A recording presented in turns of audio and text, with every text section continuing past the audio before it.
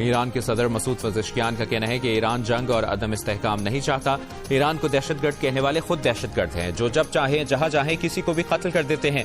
ایران کی شہری تنصیبات، اسکولوں اور اسپتالوں پر حملوں کا کوئی جواز نہیں. دنیا کو دیکھنا چاہیے، یہ شرمناک ہے. ترجمان وائٹ ہاؤس نے کہا ہے کہ ایران کے ساتھ نتیجہ خیز بات چیت جاری ہے. ایران اور امریکہ کے مذاکرات میں پاکستان واحد ثالث ہے. خطے کے بہت سے ممالک ثالثی کرنا چاہتے تھے لیکن صدر ٹرمپ نے کہا کہ پاکستان کے ساتھ جائیں گے. ایران امریکہ جنگ بندی سے متعلق پاکستان کی سنجیدہ کوششوں کی ستائش کرتے ہیں. پاکستان حیرت انگیز ثالث ہے، اس کی دوستی کو سراہتے ہیں. مذاکرات کا اگلا مرحلہ ممکنہ طور پر اسلام آباد میں ہی ہوگا. امریکہ کی جانب سے جنگ بندی میں توسیع کی درخواست کی خبریں درست نہیں.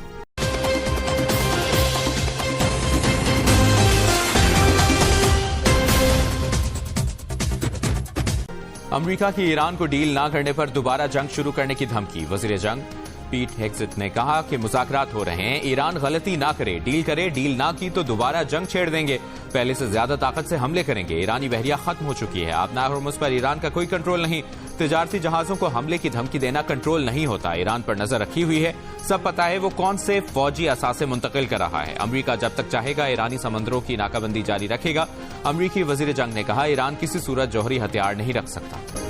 فیلڈ مارشل عاصم منیر کی تہران میں ایرانی پارلیمنٹ کے اسپیکر باقر غالباف سے ملاقات. فیلڈ مارشل عاصم منیر کی گزشتہ روز ایرانی وزیر خارجہ عباس عراقچی سے ملاقات ہوئی.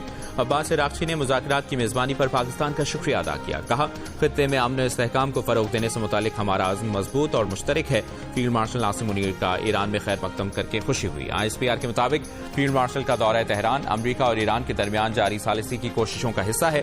وزیر داخلہ محسن نقوی بھی فیلڈ مارشل کے ہمراہ ہیں. ایرانی میڈیا کے مطابق فیلڈ مارشل عاصم منیر نے کمانڈر خاتم الانبیاء سے بھی ملاقات کی.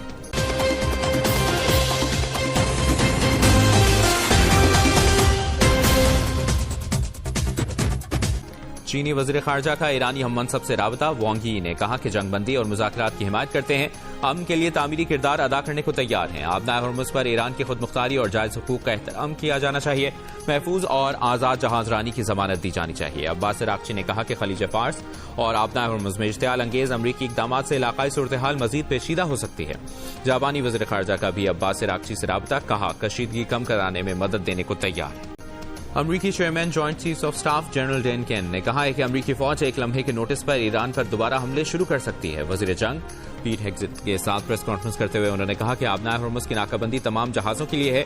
ایران جانے یا ایران سے آنے والے ہر جہاز پر یہ پابندی ایرانی سمندری حدود اور بین الاقوامی پانیوں میں نافذ ہوتی ہے. اگر کسی جہاز نے سمندر میں ایران کی مدد کی کوشش کی تو اس کا بھی پیچھا کریں گے.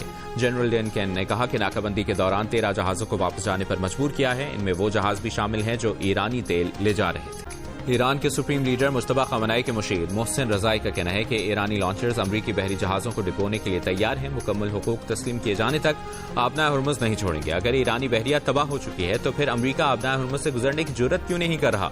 ایرانی میڈیا سے گفتگو میں محسن رضائی نے کہا کہ امریکی مسلسل جنگ سے خوفزدہ ہیں جبکہ ایران طویل جنگ کے لیے تیار ہے.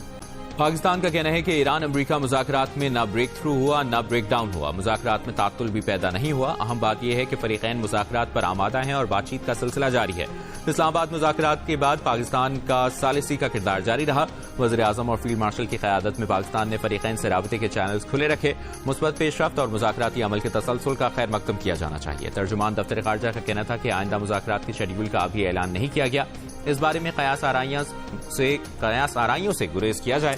گزشتہ 2 دن میں اسرائیل لبنان محاذ پر بہتری کے آثار حوصلہ افزا ہیں. لبنان میں کشیدگی میں کمی مذاکراتی عمل آگے بڑھانے میں مددگار ہو سکتی ہے. فیلڈ مارشل کے دورہ واشنگٹن کے بارے میں ان کے پاس کوئی معلومات نہیں.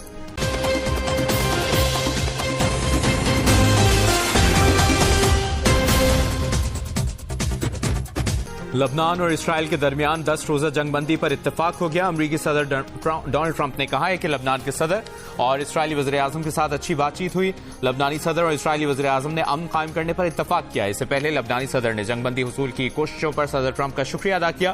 لبنانی صدارتی آفس سے جاری بیان میں کہا کہ صدر ٹرمپ نے لبنان کی جنگ بندی کی درخواست کو پورا کرنے کے لیے اپنے عزم پر زور دیا. لبنان نے برطانیہ کو اسلحہ صرف ریاست تک محدود رکھنے کی یقین دہانی کرا دی.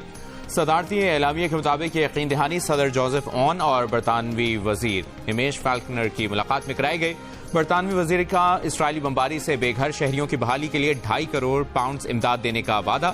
جنگ بندی اعلان سے پہلے اسرائیل کے جنوبی لبنان کے مختلف علاقوں پر حملے، گھروں، عمارتوں اور سرکاری اسپتالوں کو نشانہ بنایا۔ ایک شہری جاں بحق، حزب اللہ کا اسرائیلی گاڑیوں اور فوجیوں کو ڈرون اور میزائلوں سے نشانہ بنانے کا دعویٰ۔